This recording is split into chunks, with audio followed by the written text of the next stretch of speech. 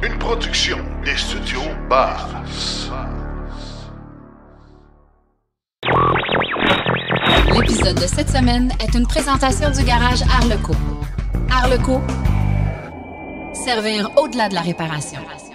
Stéphane Daou se joint à l'équipe des chroniqueurs. Malgré tout, les immatriculations de véhicules électriques vont bien au Canada. Honda et Mazda accusent un retard et en paient le prix. La taxe de 25 % a des impacts majeurs pour les manufacturiers nord-américains. Par où commencer? Impôts et rentabilité d'avoir une voiture électrique? L'envers du panneau, est-ce que la crise climatique existe parce qu'on a faim? Et à grande entrevue, on parle de l'électromobilité au Mexique. Effectivement, au Mexique, il n'y a pas vraiment d'aide pour le véhicule électrique. Et puis, effectivement, il y a plus de monde au Mexique qu'au Canada, mais si on regarde vraiment la moyenne des salaires, etc., le véhicule électrique est assez cher pour monsieur tout le monde, encore une fois. Bienvenue à l'épisode 193 de Silence on roule.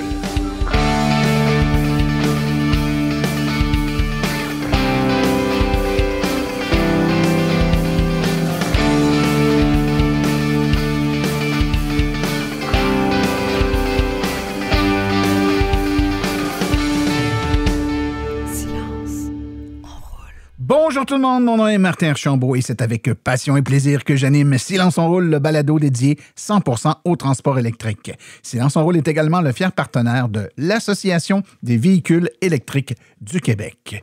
Eh bien, je vous dis, mon célèbre, j'espère que vous allez bien, que vous avez passé un bon 2 semaines, que vous profitez tout comme moi des petits redoux et des courte période quand même, mais elles sont là de températures plus clémentes. C'est vraiment agréable. On sent que le printemps va se pointer le bout du nez bientôt et ce n'est pas trop tôt avec l'hiver qu'on a eu, mesdames et messieurs. Très content de l'épisode d'aujourd'hui. J'espère que vous allez aimer, dis-je. On a des choses intéressantes pour vous. La première chronique de notre nouveau chroniqueur, Stéphane Daou, l'envers du panneau. Eh bien oui, une chronique qui porte bien son nom puisque Stéphane va prendre des sujets en lien avec l'électromobilité, mais va vraiment les traiter avec un angle différent. Donc, je pense que ça va vraiment être intéressant. J'espère que vous allez aimer. En tout cas, moi, très content des chroniques de Stéphane. Vous allez voir, c'est très intéressant. Sébastien Côté aussi est là avec sa chronique pour les débutants. Donc, la chronique Par où commencer? Chronique de l'Association des véhicules électriques du Québec. Donc, manquez pas ça si vous êtes plus nouveau dans le domaine de l'électromobilité ou même moins nouveau parce que c'est jamais mauvais de se faire... De réentendre et de se faire réexpliquer là, des fois certains concepts un peu plus simples, mais qu'on peut avoir tendance à oublier. En grande entrevue aujourd'hui, j'ai le bonheur d'avoir avec moi M. Guillaume Fouché.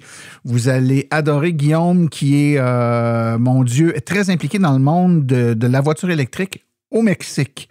Et on a beaucoup, surtout avec les temps qui courent, d'auditeurs qui revoient un peu leur plan vacances et qui vont aller sympathiser avec ce peuple qui goûte un peu à la même médecine que nous, de nos voisins du Sud. Donc, le Mexique, évidemment, vous comprendrez que l'état d'avancement des choses n'est pas tout à fait la même qu'ici. Une composition sociale aussi relativement différente, beaucoup plus polarisée dans les extrêmes au Mexique qu'ici. Beaucoup de gens assez riches et beaucoup de gens très pauvres, donc très peu de classe moyenne, en fait. Et c'est sûr que ça teinte un peu les choses. Et quel est l'état de la situation là-bas? Le développement, les véhicules, les infrastructures de recharge, etc. Donc, très intéressant. Donc, cette entrevue avec Guillaume Fouché à vous présenter dans quelques instants. Je vous rappelle qu'on a bientôt nos enregistrements d'épisodes spéciaux pour l'Electro-Mobili Quiz. Ce jeu questionnaire axé 100% sur des questions de culture générale qui touchent de près ou de loin aux voitures électriques. On veut pas des petits génies, on veut juste des gens qui s'intéressent à ça et qui ont le goût de jouer. On a déjà beaucoup de participants qui se sont inscrits. Je faisais le décompte l'autre fois, puis je pense qu'on est rendu à 3. On pourrait faire 3 ou 9 épisodes, là, juste avec les inscriptions qu'on a à venir jusqu'à présent, s'il y en a que ça intéresse. Vous pouvez visiter le quiz.silenceonroule.com, quiz.silenceonroule.com. Tous les détails sont là-bas, ça ne coûte rien pour participer, puis vous courez la chance de gagner des beaux prix de présence en plus. Donc, maintenant, sans plus tarder, je vous propose de tout de suite aller écouter les actualités dans le monde de l'électromobilité. Vous voulez des produits qui permettront d'augmenter la valeur de revente de votre véhicule? Chez Précision PPF Vitres teintées, nous sommes à votre service depuis 2015. Nos maîtres installateurs sont tous certifiés et ont plus de 17 ans d'expérience dans le domaine. Nous offrons un service de qualité inégalé quant à la protection par pierre, les soins nanocéramiques ainsi que les vitres teintées.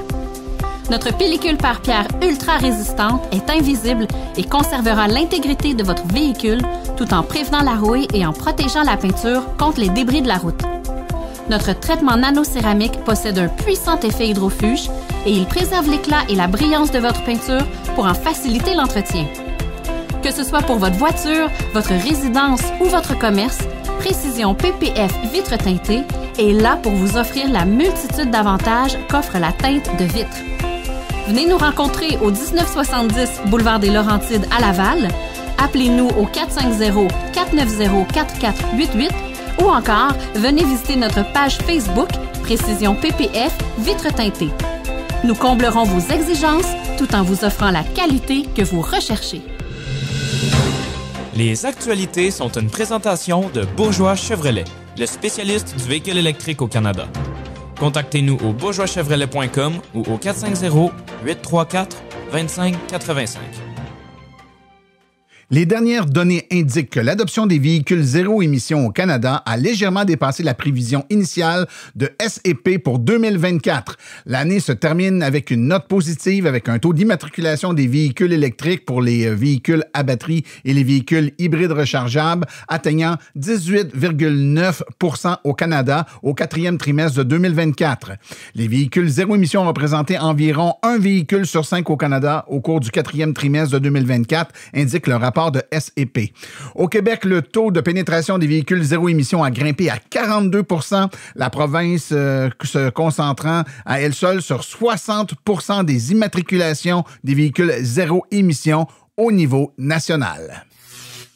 Bien qu'ils figurent parmi les constructeurs automobiles les plus énergivores, Honda et Mazda accusent un retard en matière d'électrification, ce qui les contraint à acheter des crédits pour respecter les réglementations un peu partout dans le monde. Depuis 2018, Honda a ainsi acquis plus de 27 000 crédits pour un coût total de 136,6 millions de dollars au tarif gouvernemental de 5 000 $ l'unité. Ken Chiu, représentant de Honda Canada, affirme que l'entreprise continuera d'explorer toutes les options conformes aux exigences gouvernementales en matière de véhicules zéro émission. Il rappelle que Honda ambitionne de rendre l'ensemble de ses ventes électriques ou alimentées par pile à hydrogène d'ici 2040. Toutefois, cette stratégie pourrait s'avérer insuffisante pour respecter l'objectif fixé par le Québec en 2035. En effet, à partir de 2036, la province interdira l'achat de crédits compensatoires, imposant aux constructeurs la commercialisation exclusive de véhicules zéro émission. Le gouvernement de la Colombie-Britannique mettra fin à l'exemption de taxes pour la vente de véhicules électriques d'occasion et autres véhicules zéro émission à partir du 1er mai 2025, soit 2 ans avant la date initialement prévue. Cette exemption avait coûté à la province 73 millions de dollars en taxes non perçues au cours des 2 dernières années fiscales. Le budget de la province prévoit un déficit record de 10,9 milliards de dollars, principalement en réponse aux tarifs commerciaux américains. Le budget inclut également des dépenses pour la santé, l'éducation et les aides pour les locataires à faible revenu. Les dépenses pour le climat restent relativement stables malgré les défis posés par les tarifs commerciaux. Donc, ce n'est pas par manque de bonne volonté, mais bien par nécessité que la province doit mettre fin à ses crédits. Selon les analyses de Barclays, la taxe de 25 % qui est imposée par les Américains pourrait avoir des conséquences désastreuses pour Ford, General Motors et Stellantis. Sans la modification du prix ou des plans de production, nous estimons que l'ensemble des bénéfices de ces 3 compagnies pourrait être effacé, a déclaré 2 analystes de Barclays. L'industrie automobile nord-américaine est fortement intégrée avec les pièces et les composantes et traverse plusieurs fois les frontières entre le Canada, les États-Unis et le Mexique au cours du processus de fabrication. Mais l'impact de cette nouvelle barrière commerciale ne se limitera pas aux 3 géants de Détroit. L'ensemble du secteur automobile sera affecté. L'alliance qui s'appelle Alliance for Automobile Innovation, qui représente la quasi-totalité des grands constructeurs américains, a averti il y a une semaine que ces taxes pourraient entraîner une augmentation du prix des véhicules pouvant atteindre jusqu'à 25 %. Les ventes de Tesla ont chuté d'environ 70% entre décembre 2024 et janvier 2025 au Canada, selon le site shopfortesla.com. Cette baisse s'explique en partie par l'image controversée d'Elon Musk et la suppression des subventions aux véhicules électriques. Évidemment, il n'y a pas qu'une variable qui agit ici sur la baisse des ventes, faut-il le rappeler. En Europe, la chute des ventes de Tesla est liée au lien entre Musk et Donald Trump et le parti d'extrême droite allemand AfD. Au Royaume-Uni, un groupe nommé Everyone Hates Elon a diffusé une affiche virale rebaptisant Tesla Swastika. La perception d'Elon Musk au Canada, tant qu'à elle, est aussi critiquée. Une pétition visant à lui retirer sa citoyenneté canadienne, accusant le milliardaire, de nuire à la souveraineté du pays, a recueilli presque 1 demi-million de signatures. Musk a réagi sur X en écrivant « Le Canada n'est pas un vrai pays » avant de supprimer son message. Les tarifs de 25% imposés par les États-Unis sur les composantes chinois pourraient également augmenter le coût de production de Tesla et entraîner une hausse du prix au Canada. De plus, si le Canada réduit son propre tarif de 100% sur les véhicules chinois, Tesla devra faire face à une forte compétition locale ou internationale.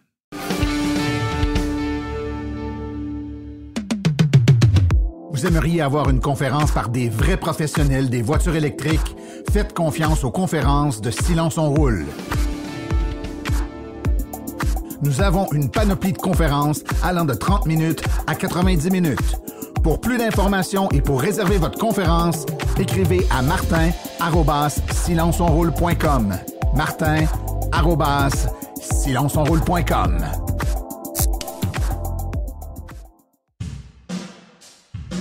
La chronique « Par où commencer ?» est une gracieuseté de l'Association des véhicules électriques du Québec. Devenir membre est un incontournable pour tout futur ou nouvel électromobiliste. www.aveq.ca.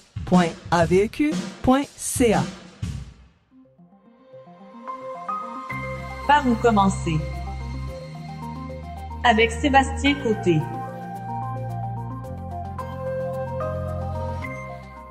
Mon cher Sébastien, bonjour. Bonjour Martin.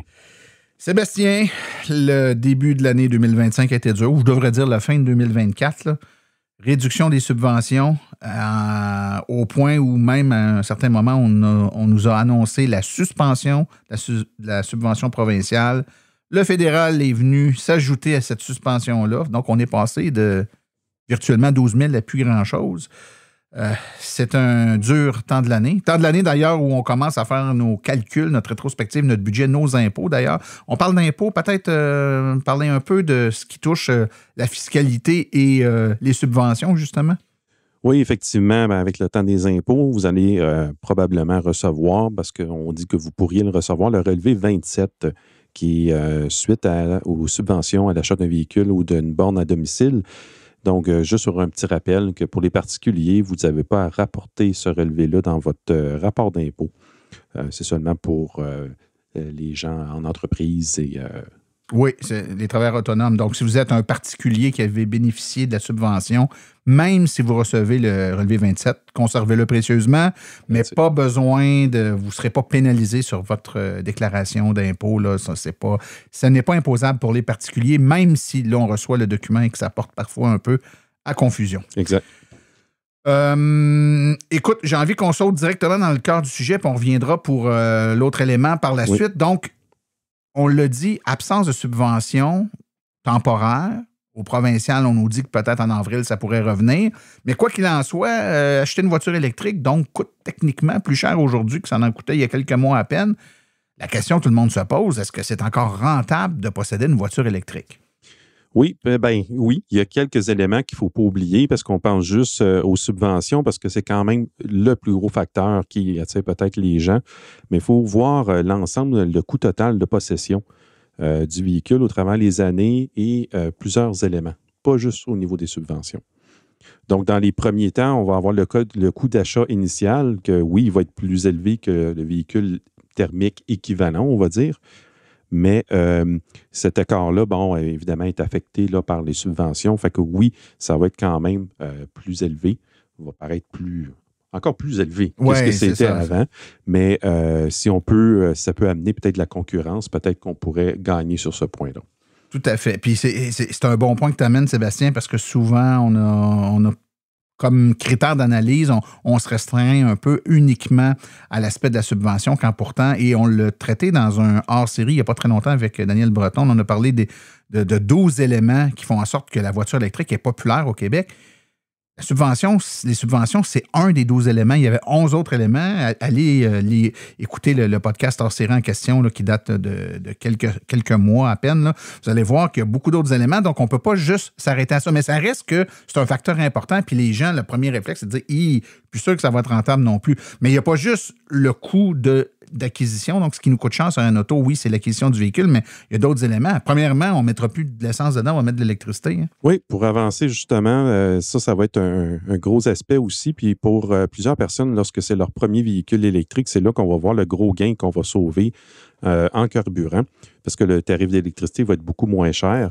Donc, on va quand même gagner de ce côté-là, sans égard à la perte de subvention. Par contre, bien évidemment, là, avec pas de subvention, il faut quand même considérer que si on fait très, très peu de kilométrage, bien, l'argument ou l'avantage là, de la différence de coût est un peu amoindri. Oui, bien sûr, parce qu'il y a deux une fois qu'on a fait l'espèce de balance entre le coût d'un véhicule à essence puis le coût d'un véhicule électrique, puis en tenant compte de la subvention, les deux variables, dans le fond, qui impactent sur la rentabilité, c'est le prix de l'essence. Donc, plus l'essence coûte cher, plus on économise en roulant électrique, c'est évident. Mais l'autre élément, c'est le nombre de kilomètres. On a beau économiser, si on fait, je ne sais pas moi, 10 000 kilomètres par année, bien, on sauve de l'essence juste sur 10 000 kilomètres. Mais si on en fait 20, 25, 30 000, là, même si le véhicule peut paraître plus cher, les économies sont quand même très importantes en bout de piste. Oui.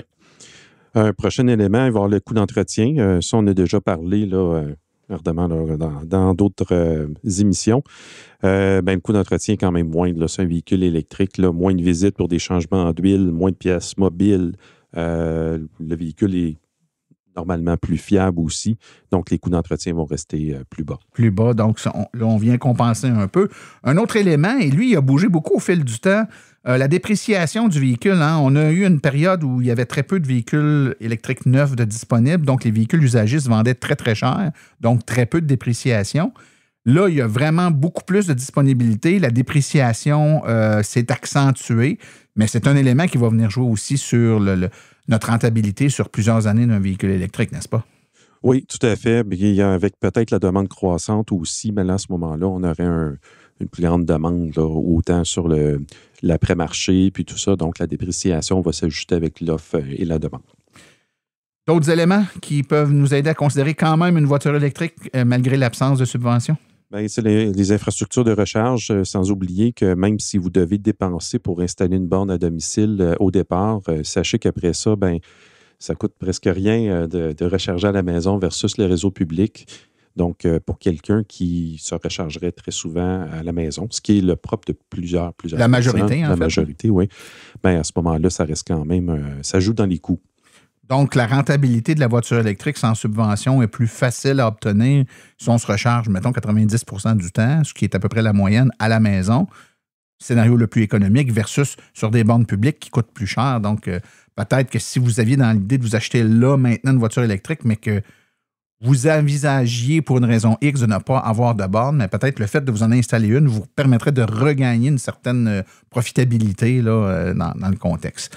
Un autre élément, puis tantôt, on a parlé un peu d'impôts, mais il n'y a pas juste ces subventions qui nous permettent de sauver de l'argent avec une voiture électrique. Dans certains cas, mais tu vas nous donner des détails, il y a des incitatifs fiscaux.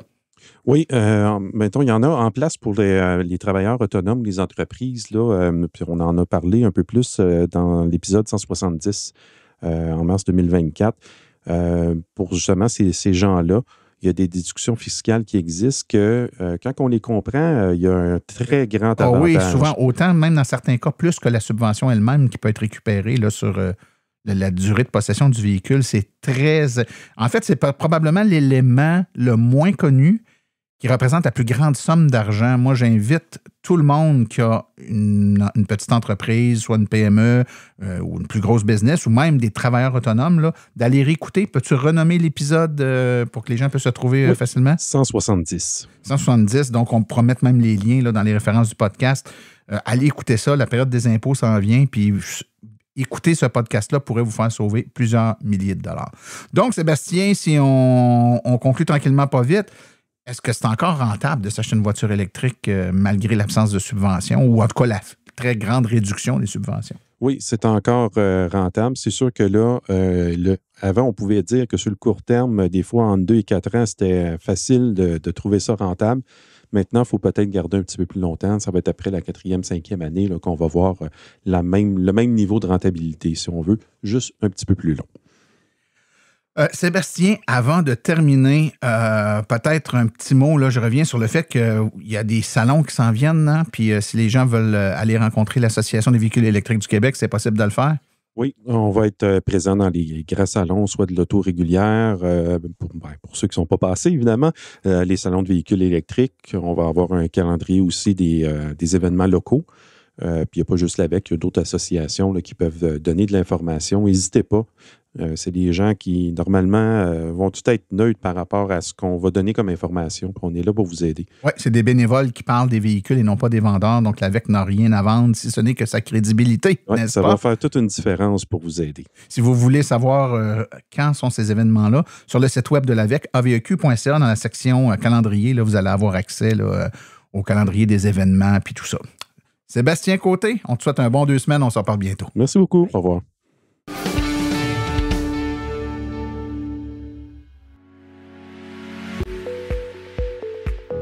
Vous venez de faire le saut vers l'électrique et songez à vous procurer une borne de recharge à la maison ou au chalet? Depuis plus de 65 ans, Hydrosolutions est une entreprise québécoise de confiance. Vous les connaissez pour les chauffe-eau, mais ils offrent également un service clé en main de location ou d'achat de bornes de recharge, incluant l'installation professionnelle. C'est définitivement l'avenue à privilégier afin de faire affaire avec une entreprise d'expérience qui s'occupera de tout. Demandez dès aujourd'hui une soumission en ligne gratuite et sans engagement au www.hydrosolutions.com. Choisissez parmi plusieurs marques reconnues comme Flow, Heavy Duty, Grizzly et Wallbox.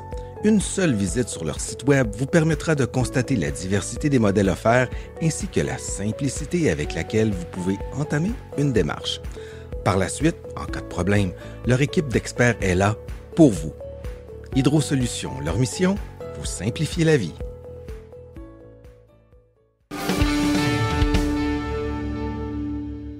Il est parfois intéressant de faire un survol de ce qui se passe ailleurs que chez soi. On se compare souvent au Québec avec les États-Unis, certains pays nordiques comme la Norvège pour évaluer un peu où on se situe. Mais il y a plein d'autres pays qui sont eux aussi dans la mouvance de la transition énergétique. Et aujourd'hui, pour parler un peu de ce qui se passe du côté de nos amis au Mexique, j'ai avec moi Guillaume Fouché qui est directeur pour Bloomberg NEF pour le volet Amérique latine. Guillaume Fouché, bonjour. Bonjour Martin, merci de me recevoir.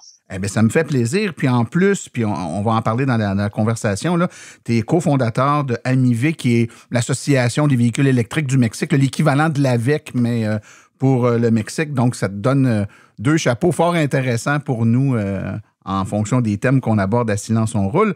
Ben, tout d'abord, au moment d'enregistrer cette entrevue, nous, ici, on est dans une période de pointe au Québec où on nous demande de limiter la consommation d'électricité parce qu'il fait trop froid. Nos amis mexicains ne doivent pas vivre évidemment la même situation que nous, même si ça semble être un vortex polaire qui touche toute l'Amérique. Toi, donc, tout d'abord, Guillaume, t'es pas basé au Mexique, hein? Si je me trompe pas, t'es à New York? Oui, effectivement, je suis à New York, mais ça fait déjà à peu près 15 ans que je suis à Bloomberg NEF et à peu près plus d'une dizaine d'années, quasiment 12 ans que je couvre l'Amérique latine. Et d'ailleurs, ma femme est mexicaine aussi, donc c'est vraiment le pays où je vais le plus souvent. Quasiment tous les mois, je suis au Mexique. Ah, il y a des situations pires dans la vie, je te jure. Effectivement, et quand il fait froid, surtout en ce moment, c'est bien de pouvoir s'échapper. Un peu de chaleur, effectivement. Guillaume, d'entrée de jeu, peut-être nous expliquer un peu. Donc, tu travailles pour Bloomberg NEF. On est habitué de voir des rapports. On est habitué ici, et l'Association des véhicules électriques du Québec publie souvent des articles dans lesquels on cite des rapports ou des analyses faites par Bloomberg. Peut-être nous expliquer un peu ce que vous êtes, ce que vous faites et toi, quel est ton rôle au sein de cette entreprise? Oui, effectivement. Donc, en fait, on était une start-up qui a été créée en 2004 et qui a été achetée par Bloomberg en 2009. Donc, ça fait 20 ans qu'on couvre. En fait, on fait des analyses économiques sur le futur de la transition énergétique et vraiment comment on va réussir à décarboner les économies. Donc, on a commencé par analyser la partie énergétique. On a développé aussi la partie transport. Et là, on est aussi en train de regarder la décarbonation de l'industrie et aussi de l'agriculture, qui est un secteur qui émet beaucoup de CO2. Donc voilà, donc ça c'est au niveau global. Moi, j'ai commencé à Londres. En fait, la société a été créée à Londres, mais le QG de Bloomberg est à New York. Donc je suis arrivé à New York il y a 11 ans maintenant, et pour vraiment développer l'Amérique latine, on n'avait pas vraiment beaucoup de clients dans la région, et donc voilà, je suis plutôt dans la partie commerciale, à chercher de nouveaux clients, mais aussi à gérer les relations qu'on a avec nos clients en Amérique latine, qui ont des clients qui ont besoin d'informations sur exactement sur ce qu'on est en train de parler, non, le futur de la transition énergétique. Excellent. Et donc, ton marché principal, tu me disais, était axé vers l'Amérique latine. Tu as cofondé l'Association des véhicules électriques du Mexique.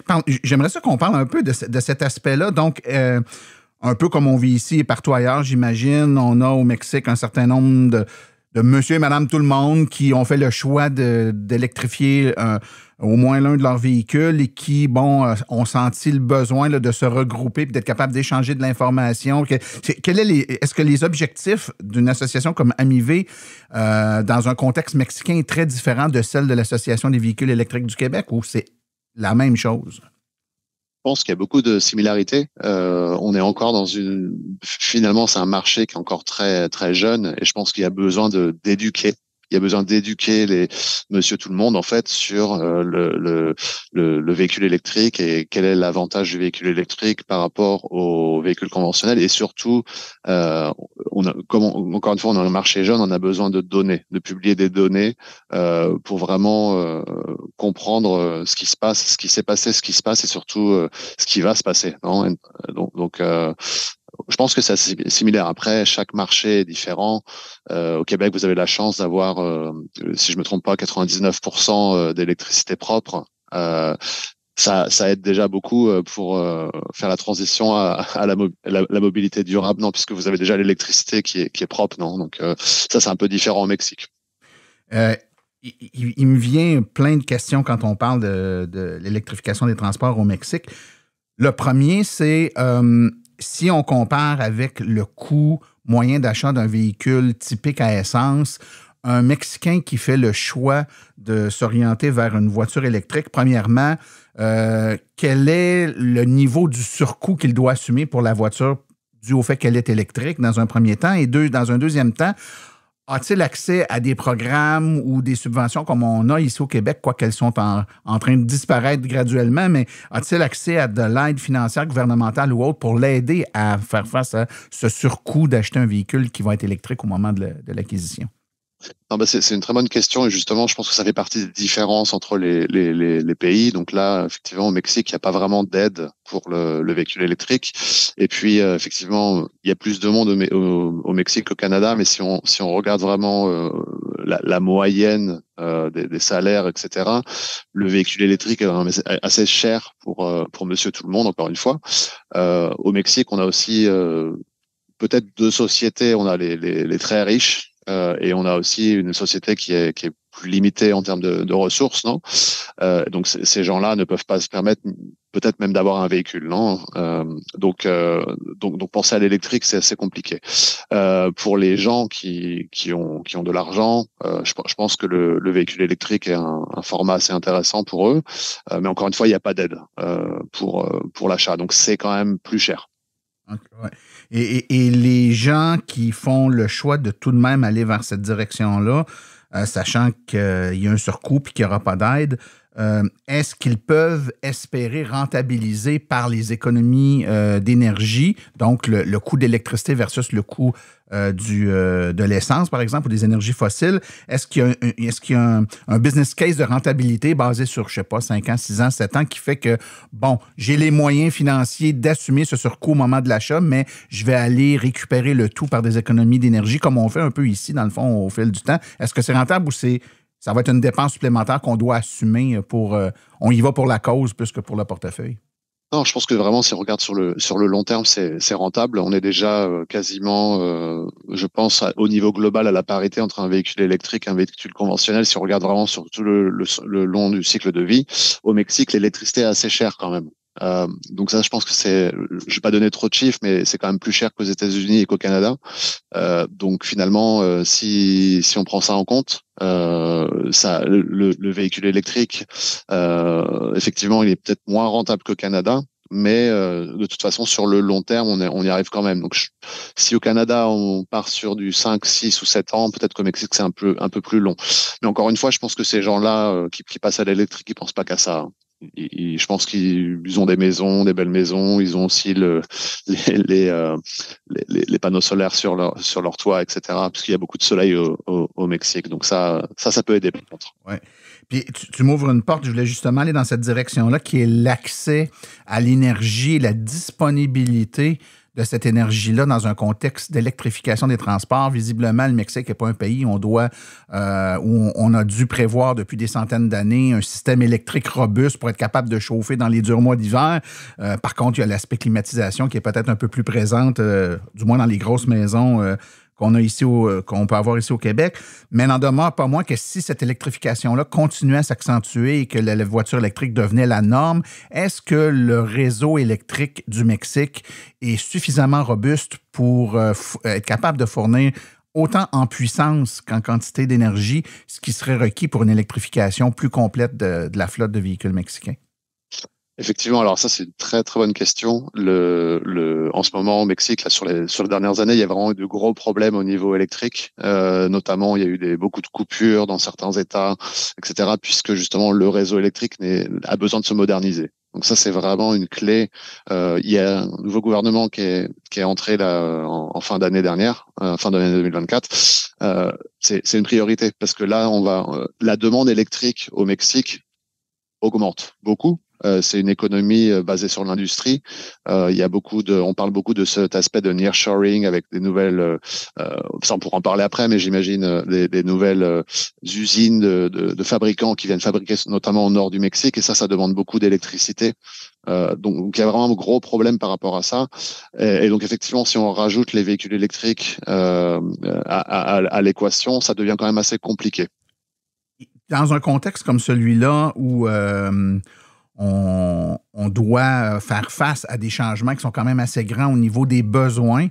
Bien souvent, et puis je pense pas que le Mexique fasse exception, c'est pas juste une question de changement de mentalité chez les citoyens. Il doit aussi y avoir une prise de conscience gouvernementale avec des orientations claires dans cette direction-là. Si on se compare avec nous ici en Amérique du Nord, particulièrement au Canada, au Québec, on a toujours eu des gouvernements qui ont été très pro-électrification des transports, qui ont mis en place un paquet de mesures, plus au Québec que dans le reste du Canada, ceci dit. Mais là, depuis quelques années, on sent que, depuis quelques mois, je devrais dire, pour être honnête, là, ça s'effrite un peu pour des questions économiques, etc. Mais on sent quand même qu'à l'échelle de l'Amérique du Nord, il y a quand même un revirement de situation, là. Puis je vais faire fi de l'arrivée du nouveau président aux États-Unis, qui évidemment n'a pas du tout la même vision que son prédécesseur. Est-ce que le gouvernement mexicain est un gouvernement qui est de façon normale sensible à cette transition énergétique-là et prêt à faire certains efforts pour y arriver, ou au contraire, c'est difficile et le mouvement vient plus de la population que du gouvernement? Alors en fait, ça a été assez compliqué pour les 6 dernières années, puisqu'on avait donc le président AMLO qui en fait n'était pas vraiment en faveur de toutes ces technologies propres. Il a plutôt construit des raffineries et d'autres choses comme ça. Donc pas très en ligne avec les ambitions notamment des accords de Paris. La nouvelle présidente qui fait partie du même parti, mais je pense qu'elle a vraiment un parcours différent, c'est-à-dire qu'elle est docteur en sciences climatiques. Donc déjà ça aide vraiment à comprendre la problématique. Le Mexique a joint vraiment le club des pays qui se sont compromis à réduire ses émissions de CO2 et donc ils ont mis un objectif de 0 émission de CO2 en 2050, ce qu'il n'y avait pas avant. Donc déjà quand on commence à faire ça, on est obligé de se pencher sur l'équation. Non, alors il va falloir 0 émission en énergie, 0 émission en transport, etc. Donc là il y a vraiment un revirement de situation au niveau du gouvernement. Nous on avait créé AMIV parce que justement via l'ancien gouvernement on voyait qu'il y avait besoin d'améliorer le dialogue avec le gouvernement et justement qu'ils se rendent compte de ces choses-là. Donc voilà. Maintenant, Guillaume, j'ai envie de t'emmener sur un autre terrain qui est celui de la cohérence entre les infrastructures de recharge particulièrement et la capacité des gens, ou en tout cas la confiance qu'ont les gens à s'électrifier et d'être confiants, d'être capables à terme de vaquer à toutes leurs occupations parce que le réseau d'infrastructures de recharge publique est suffisamment développé pour être capable d'assurer là, une recharge en déplacement. Quel est l'état de la situation actuellement au Mexique? Donc, quelqu'un qui s'achète une voiture électrique dans une grande ville mexicaine et qui décide d'aller en vacances ou d'aller visiter de la famille dans une autre grande ville mexicaine, est-il supporté par une infrastructure de recharge le long des grandes autoroutes pour être certain d'être capable de se rendre du point A au point B, ou il y a un décalage, comme dans certains pays, entre le nombre de véhicules et le nombre de points de recharge? Non, il y a un décalage, effectivement. Le Mexique est, je pense, encore plus décalé en termes d'infrastructure de recharge. C'est-à-dire que c'est quand même assez compliqué. C'est faisable, hein, mais déjà, faut peut-être faire un retour en arrière. C'est-à-dire qu'en fait, au Mexique, vous voyez, si on voyage entre des grandes villes, généralement, ça se fait en avion. Donc même avec des voitures conventionnelles, c'est assez peu fait. Après, il y a des exemples de Mexico City. Bon, on peut aller vers Acapulco sur la côte en voiture. C'est peut-être 4 heures ou 5 heures de voiture. Ou de l'autre côté, du côté de Veracruz, etc. Mais c'est un peu moins comme au Canada ou en Europe où on prend la voiture, on va à la plage. C'est plutôt en avion. Voilà, donc en fait, ce serait compliqué avec un véhicule électrique, mais c'est faisable. Mais il y a encore un gros déficit d'infrastructure. Justement, avec l'association, c'est sur ce en quoi on travaille fortement. D'accord. Maintenant, à plus grande échelle, on a, encore une fois, je fais le parallèle pour nos auditeurs avec ce qu'on vit nous ici, on a dans les 2-3 dernières années eu une grande vague de désir d'implantation ou je dirais, d'électrification des industries, mise en place de nouvelles entreprises, attirer des entreprises de fabrication de batteries ou de matériaux de batterie. Et on a créé certains pôles industriels très, très forts dans différentes régions du Québec où le nerf de la guerre va être la fabrication, dans notre cas, en tout cas, nous, ici, de batteries ou de matériaux de batterie. Donc, notre économie va relever en partie, en tout cas, de cette électrification des transports-là. Est-ce qu'on a au Mexique, et on sait que le Mexique est un pays où il y a beaucoup d'industries, est-ce qu'il y a une migration ou un ajout d'industries importantes pour s'aligner avec ce mouvement d'électrification planétaire-là? Alors, c'est une très, très bonne question. Alors déjà, juste une petite donnée, le Mexique, c'est quand même le 7e producteur mondial d'automobiles, en fait. Donc, c'est un grand pays en termes de production d'automobiles. Ce qui manque, c'est effectivement la production de batteries. Il y a du lithium j'allais dire au Brésil, au Mexique. Il y a du lithium. Le problème, c'est que c'est du lithium qui est un petit peu plus difficile à extraire. Donc vraiment le lithium va s'extraire plutôt dans le pôle en Amérique du Sud, en Bolivie, Chili et Argentine. Mais c'est possible d'extraire du lithium au Mexique. De toute façon, même si vous prenez pas le lithium du Mexique, il y a vraiment les compétences, les industries pour créer une chaîne de valeur pour la batterie. Pour revenir sur ton commentaire sur les États-Unis, je pense que de toute façon, même si on regarde, je pense que des fois on n'a pas besoin de regarder le niveau politique, mais vraiment l'économie des véhicules vont faire que de toute façon l'électrique va, même s'il y a un gouvernement qui est un peu plus ou contre, bon, ça va peut-être ralentir d'une année ou deux, etc. Mais au final, sur le long terme, le véhicule électrique, c'est vraiment la technologie qui devrait être la plus économique, qui est déjà la plus efficiente en termes d'énergie, etc. Donc, on va avoir besoin de batteries. Et comme les États-Unis ne veulent pas trop dépendre de la Chine, là, il y a vraiment plus de 90-95% des batteries mondiales, c'est fait en Chine. Donc là, il y a vraiment besoin que ce soit ramené en Amérique du Nord. Et je pense que le Canada et les États-Unis ont besoin du Mexique, parce que le Mexique peut avoir une main-d'œuvre moins chère. Ils sont vraiment qualifiés. Si les batteries se font au Mexique, elles sont facilement transportables aux États-Unis et au Mexique et au Canada. Tout à fait. Écoute, on est déjà rendu, on tire vers la fin de l'entrevue. J'ai deux petites questions pour toi pour conclure, mon cher ami. La première, est-ce que tu peux nous donner un peu en chiffres la situation de l'électrification des transports au Mexique, nombre de véhicules électriques, le pourcentage de la flotte ou un pourcentage des ventes mensuelles ou annuelles qui sont électriques, juste pour nous situer un peu où vous êtes par rapport à ce que nous, on est habitué de voir. Et deuxième volet de ma question, quels sont les projets chauds, je devrais dire, que l'association Amivé a l'intention de travailler là, pour la prochaine année? Donc, je t'écoute. Ouais, effectivement. Donc, il y a à peu près 70 000 véhicules électriques qui ont été vendus au Mexique l'année dernière, en 2024. C'est 80% de plus qu'en 2023.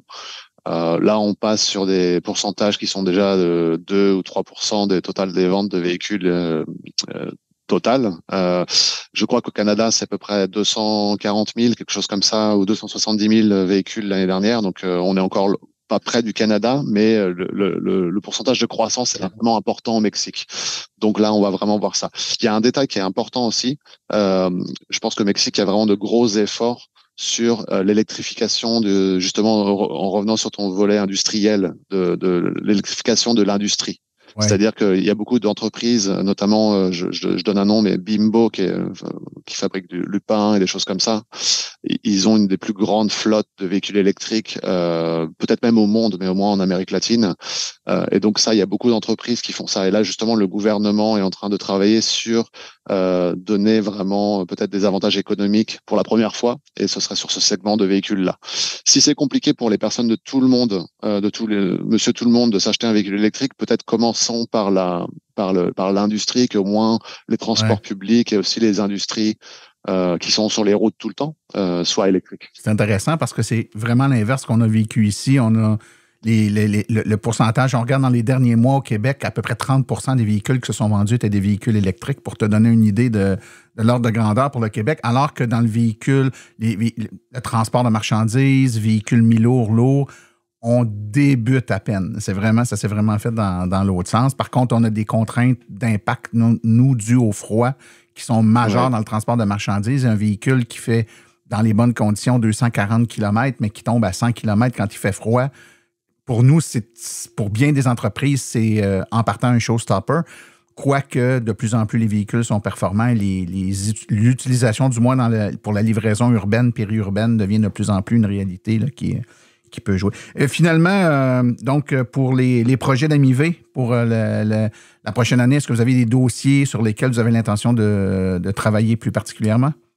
Oui, alors déjà, vraiment être beaucoup plus près du gouvernement actuel. Donc le gouvernement, ça fait quelques mois qu'ils sont rentrés. Il y a vraiment l'objectif de décarboner l'économie de Mexico en 2050. Donc ça, on va participer. En fait, avec l'ancien gouvernement, il y avait eu une publication qui était le plan de mobilité électrique du Mexique, qui ne s'est jamais fini. C'était vraiment une grosse publication qui donnait vraiment des axes au gouvernement pour décarboner le transport. Donc là, on va essayer d'être impliqué dedans et peut-être de retravailler sur ce rapport-là si on nous le permet, puisque c'était un rapport du gouvernement, pas le nôtre.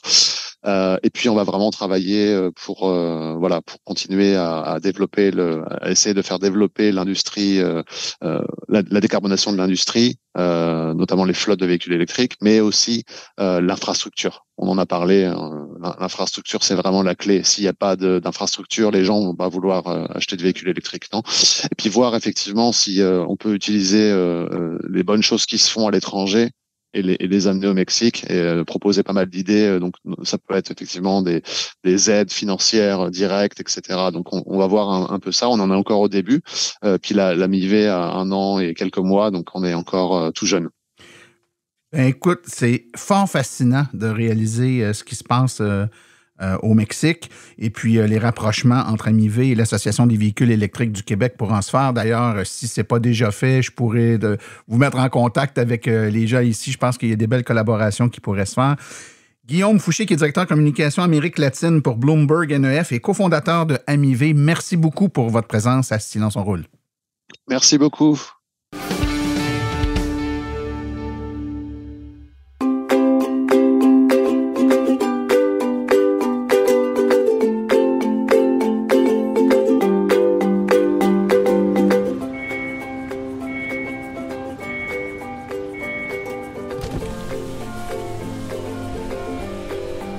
C'est vrai que ça brise moins, mais il y a quand même un minimum d'entretien à faire sur nos voitures électriques.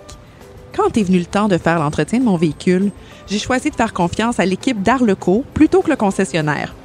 Ça fait maintenant 3 générations que cette entreprise familiale chouchoute nos voitures et ils ont été parmi les premiers à s'engager activement dans l'électrification des transports tout en adoptant des procédures et des produits sains pour l'environnement. Avec ses techniciens spécialement formés à l'entretien et réparation des voitures hybrides et électriques, Arleco nous offre aujourd'hui la même qualité de service sur nos VE qu'elle a toujours livré depuis bientôt 40 ans.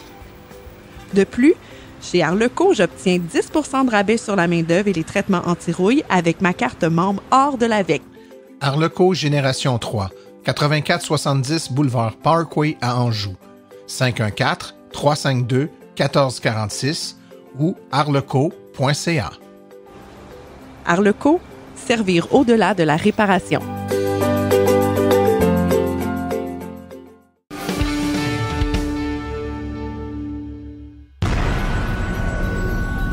La chronique L'envers du panneau est une présentation de Bourgeois Chevrolet, là où le service à la clientèle et les voitures électriques sont pris au sérieux.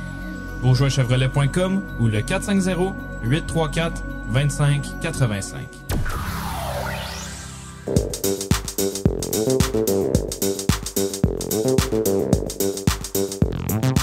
Bienvenue dans ce premier balado de l'envers du panneau. Quand Martin Archambault m'a proposé de contribuer à Silence on roule, j'ai pensé aux chroniqueurs qui publiaient déjà des contenus super intéressants. Comme je travaille dans le domaine depuis 2012, ça me tentait moins de parler de panneaux électriques et de breakers. Après des années, pour moi, une borne de recharge, c'est un peu rendu comme une tank à eau chaude dans mon quotidien. Alors, avec l'envers du panneau, j'en profite pour sortir un peu du cadre habituel des fameux kilowattheures. Comme premier sujet, je me gâte un peu et je vous amène dans une savoureuse réflexion. Est-ce que la crise climatique qu'on vit présentement existe juste parce qu'on a faim? Tout ce chamboulement, est-ce que c'est la cause d'un seul besoin essentiel, se nourrir? Dans les balados, c'est bon d'insérer quelques anecdotes. Je vous en compte une. Un peu avant la pandémie, je m'adressais à un regroupement de grands bâtisseurs pour un nouveau projet pilote de démonstration dans le Grand Toronto. Une initiative pour redéfinir les normes de construction d'un nouveau développement et je devais leur parler de l'univers des chars électriques et des bonnes pratiques pour les divers scénarios dans divers bâtiments. Pour répondre à une question générale sur le prix dispendieux des voitures électriques, j'ai demandé au groupe d'une 60aine de personnes une question. Combien jetez-vous d'argent tous les mois en gaspillant de la nourriture? La réponse a été instantanée, ils se sont mis à rire. Pour ce groupe, qui était quand même un peu plus fortuné que la moyenne, c'était en moyenne 300 $ par mois. Sur 60 mois, c'est environ 18 000 $ que les gens jetaient dans les poubelles en gaspillant, soit une bonne partie d'un paiement d'un véhicule électrique. On se plaît tellement dans notre confort alimentaire que, selon Recycle Québec, on gaspille environ 63 % de nos achats alimentaires. C'est beaucoup.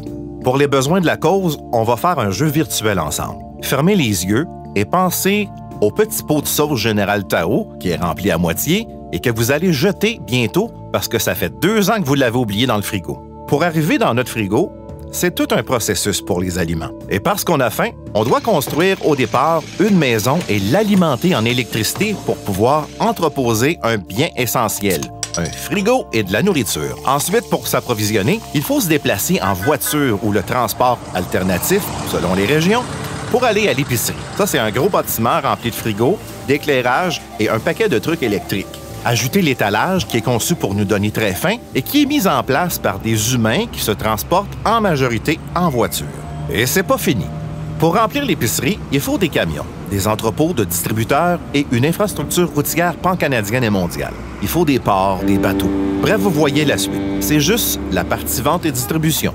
Il y a aussi les manufacturiers ou les artisans qui produisent la nourriture ou votre boisson favorite. Eux aussi possèdent des bâtiments et ils consomment énormément d'électricité ou d'énergie alternative ou ancestrale comme le pétrole. Pour faire nos produits favoris, des millions de personnes prennent un véhicule à essence pour aller travailler à l'usine, tout comme les sous-traitants et les producteurs de matières premières. Ajoutons à ça toute l'infrastructure numérique avec les serveurs informatiques pour gérer les inventaires, les horaires, la comptabilité et les transactions avec les cartes bancaires. Pour faire une image simple, chaque fois qu'on jette un verre de café à moitié consommé, c'est la moitié de tous ces processus de production qu'on va gaspiller. Donc, on pourrait dire qu'on transporte près de 60 % de notre production alimentaire pour rien.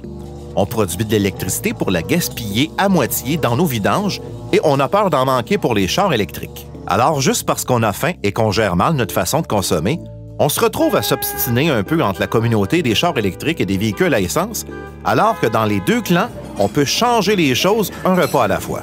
La molécule du pétrole qui est utilisée pour la production de médicaments, si on la brûle moins, on s'assure d'avoir une ressource naturelle qui a quand même le bénéfice de contribuer à la santé de tous. Je pense qu'il ne faut pas la démoniser, mais mieux l'utiliser. Comme tout bon balado, ça prend des statistiques, alors j'en ai quelques-unes pour vous de Recycle Québec. 1/3 de la nourriture produite dans le monde est perdue ou jetée. C'est l'équivalent à environ 1,3 milliard de tonnes par an. La nourriture produite mais non consommée, ça occupe inutilement près de 1,4 milliard d'hectares de terre. C'est environ 30 % des terres agricoles à l'échelle mondiale. Ça correspond à un peu plus que les superficies totales du Canada et de l'Inde réunies. Et comme dernière statistique, la production de toute cette nourriture perdue ou jetée requiert environ 1/4 de toute l'eau utilisée en agriculture chaque année.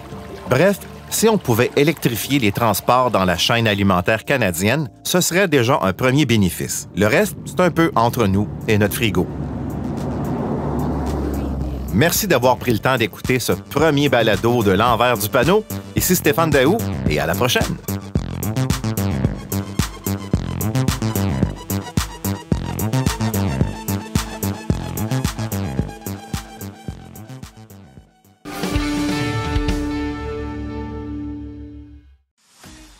Voici les événements à venir dans les prochaines semaines dans le monde de l'électromobilité.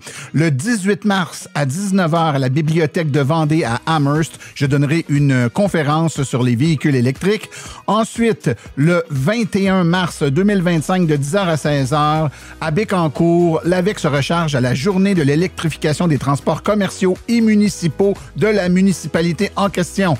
Ensuite, d'autres conférences à venir. Le 30 mars à 14h à Beaconsfield, c'est une conférence à la bibliothèque sur le boulevard Beaconsfield. Le 8 avril à Sherbrooke, une conférence privée pour l'AREC. Le 22 avril, 19h à la bibliothèque de Châteauguay. Le 7 mai à 19h à la bibliothèque Le Survenant de Sorel-Tracy, une conférence sur les véhicules électriques toujours. Même chose le 10 juin à 19h à la bibliothèque municipale de Mercier. Puis à la bibliothèque Léo Le Cavalier de la Prairie le 29 octobre prochain à 19h. Ceci conclut l'épisode d'aujourd'hui. Remerciements sincères à nos invités et collaborateurs, c'est-à-dire Guillaume Fouché, Stéphane Daou et Sébastien Côté. À la recherche, Martin Archambault, les chroniqueurs Stéphane Daou, Stéphane Nevers, Claude Gauthier, Laurent Gigon, Philippe Corbeil, Sébastien Côté, Cédric Ingrand et Daniel Rochefort. Communication, Marie-Hélène Hamelin, thème musical, François Viau, Luc Poirier et Marie-France Falardeau. Réalisation et production, les studios Basses. Un gros merci à notre commanditaire principal Arleco, ainsi qu'aux autres annonceurs qui rendent l'émission possible, Hydro Solutions, Précision PPF Vitre Teintée, Bourgeois Chevrolet, Création L'Escarmot, UAP Napa, Complexe EV, Roulon Électrique, ainsi que l'Association des voitures électriques du Québec. La reproduction est permise, mais nous apprécierions en être avisés. Les questions sur le balado doivent être adressées à martin@silenceonroule.com et pour l'information générale sur les voitures électriques, visitez plutôt le www.aveq.ca. Vous avez également accès aux archives de tous nos épisodes ainsi qu'à notre boîte vocale numérique directement sur notre site web au silenceonroule.com. Mon nom est Martin Archambault et d'ici le prochain balado, j'espère que vous attraperez la piqûre et direz vous aussi, silence, on roule.